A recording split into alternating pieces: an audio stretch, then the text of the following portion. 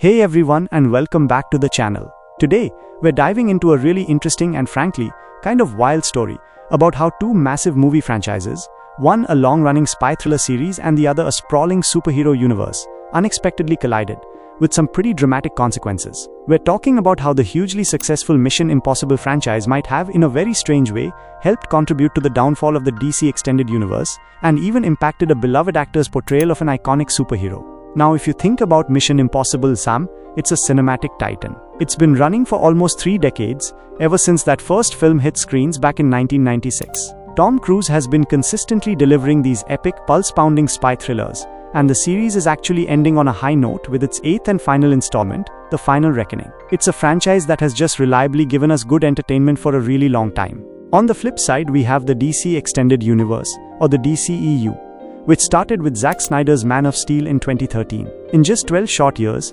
DC's big answer to the Marvel Cinematic Universe has, well, completely imploded. We're now looking forward to James Gunn kickstarting a brand new DCU with his upcoming Superman movie. So how on earth did a powerhouse like Mission Impossible play a surprising role in the DCEU's collapse? It's a twisty tale, and it all comes down to one particular movie, and believe it or not, a mustache. For DC fans, everything was building up to the release of Justice League in 2017. This was supposed to be the epic crossover event, uniting all of DC's most powerful heroes: Batman, Wonder Woman, The Flash, Aquaman, Cyborg, and of course Henry Cavill Superman. This was it, the big one. But, as many of you probably know, the production of Justice League was, to say the least, incredibly troubled. It was a chaotic mess behind the scenes. First, original director Zack Snyder had to step away mid-production due to a terrible personal tragedy, the death of his daughter. This left Warner Bros. in a really difficult position. They ultimately decided to bring in Joss Whedon, who, let's remember, had successfully helmed the Avengers and Avengers Age of Ultron for Marvel, to take over and finish the film. Whedon's arrival came with a whole new plan: extensive reshoots. These weren't just a few pickup shots. They were going to heavily alter what had already been filmed of Justice League. This meant that all the principal cast members, including Henry Cavill, had to return for a full 2 months of additional filming. Now, as you can imagine, this caused some serious scheduling headaches. Actors are busy people, especially those in big franchises, and it was particularly problematic for Henry Cavill, because at that very moment, he was in the middle of shooting another massive film, Mission Impossible Fallout. Here's where it gets really interesting, and frankly a bit comical. Unfortunately for DC, getting Superman back on set for the reshoots wasn't just a matter of finding a gap in Cavill's schedule for Mission Impossible Fallout. The actor had grown a full, glorious mustache for his role as August Walker, a CIA agent who teams up with Ethan Hunt and the IMF during the film's events. Of course, Superman, in Justice League D, doesn't have a mustache. So, naturally, Warner Bros. Asked Cavill to shave it for the reshoots. You'd think this would be a simple request, right? Shave the mustache, play Superman, regrow the mustache later. But this caused a huge stir with the production team behind Mission Impossible Fallout. In an interview with Empire magazine, Mission Impossible Fallout director Christopher McQuarrie, a longtime collaborator with Tom Cruise, explained the situation. He said he originally permitted Warner Bros. To let Henry Cavill shave his mustache. He even planned to shut down production on his own film for several weeks while Justice League did its reshoots, and even give Cavill time to regrow his facial hair for continuity purposes before resuming Fallout. It seemed like a workable solution. But then, things got complicated. An executive from Paramount Pictures, the studio behind Mission Impossible Day, stepped in and absolutely nixed the deal.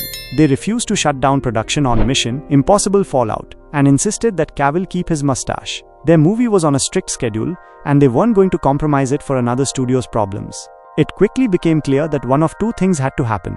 Either Mission Impossible Fallout or Justice League would have to digitally alter Cavill's face. And because Paramount held the upper hand in these negotiations, Mission Impossible Fallout was already a successful established franchise with a clear production plan. Paramount won out. Cavill kept his mustache while reshooting Justice League. The result? Heaps of online ridicule. Several shots in Justice League feature truly jarring images of Cavill with a digitally shaved upper lip. The rushed digital effects made this version of Superman both unsettling and, at times, frankly revolting. It was a visual distraction that just added one more criticism to an already deeply flawed movie. It became a huge talking point, and not in a good way.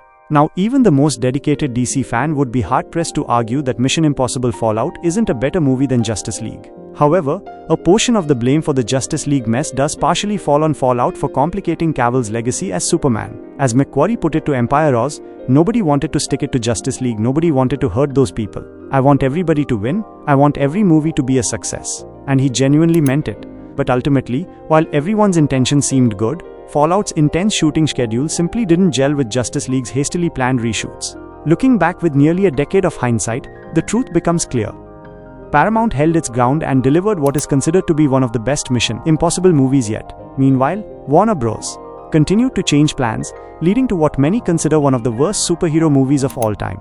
Justice League wasn't the absolute nail in the coffin for the DCEU, but it certainly represented what many would deem the beginning of the end for the already troubled franchise. Leading up to the 2017 movie, the DCEU had already made a lot of mistakes with its central characters. Zack Snyder's darker, more gritty take on superheroes like Superman didn't sit well with many fans. But then, Joss Whedon's attempt at a brighter, more hopeful representation of the character in Justice League tonally clashed with everything that had come before it. And then, the added complication of Mustache-Gate just made Cavill's role in the film even more distracting than it already was. As any good DC fan knows, if a Justice League team-up movie can't get Superman right, everything else is eventually going to fall apart. As controversial as the franchise had been by that point, many DC fans still held out hope that Justice League would finally course-correct. It was their big chance to fix things. But when the film turned out to be a massive disappointment, both critically and commercially, it became painfully clear that the DCEU was never going to be the success that the Marvel Cinematic Universe was. The DCEU's death was slow and drawn out. The franchise managed to eke out another 6 years after Justice League before finally collapsing. During that time, the franchise did find some limited successes, like the first Aquaman film, which did surprisingly well. But it was far more commonly associated with box office bombs like The Flash, Black Adam, and Shazam. Fury of the Gods. Even when its films were genuinely good, audiences often failed to find any real reason to invest in the larger world of the DCEU. Crossovers were minimal, often feeling forced, and even massively popular characters like Superman and Batman gradually disappeared into the background of the franchise. By the time it finally ended, the DCEU was barely a shared universe anymore, telling scattered, frenetic stories that ultimately never went anywhere meaningful. After 8 box office flops in a row, starting with Birds of Prey in 2020 and ending with Aquaman and the Lost Kingdom in 2023, the DCEU finally closed down for good. This has given way to James Gunn's completely new DCU, which promises a fresh start. While some fans will undoubtedly continue to quibble over why DC needs to bring back certain DCEU characters or storylines, the painful truth is that the brand had become so tainted over the years that nothing short of a clean slate would genuinely draw audiences back to the theaters. The new universe is all set to kick off with a brand new Superman movie starring a completely clean-shaven David Corenswet in the titular role, as he hopefully kicks off a long and successful career as the Man of Steel. So, there you have it. Mission Impossible is a standalone franchise, a juggernaut that doesn't need crossovers or spin-offs to be a success. But, as we've seen, Tom Cruise's iconic spy franchise had a surprisingly negative and rather direct effect on the DC Extended Universe and its eventual collapse. While Justice League probably would have still been a failure if not for the events surrounding Mission Impossible Fallout, it's truly fascinating to see the unexpected domino effect that came from that film and ultimately, one very glorious, very inconvenient mustache. What do you all think about this wild connection? Did you notice the digital mustache removal in Justice League? Let me know your thoughts in the comments below. If you found this breakdown interesting, please give this video a big thumbs up, share it with your friends who love movies, and of course don't forget to subscribe to the channel for more deep dives and movie discussions. Thanks so much for watching, and I'll see you in the next one.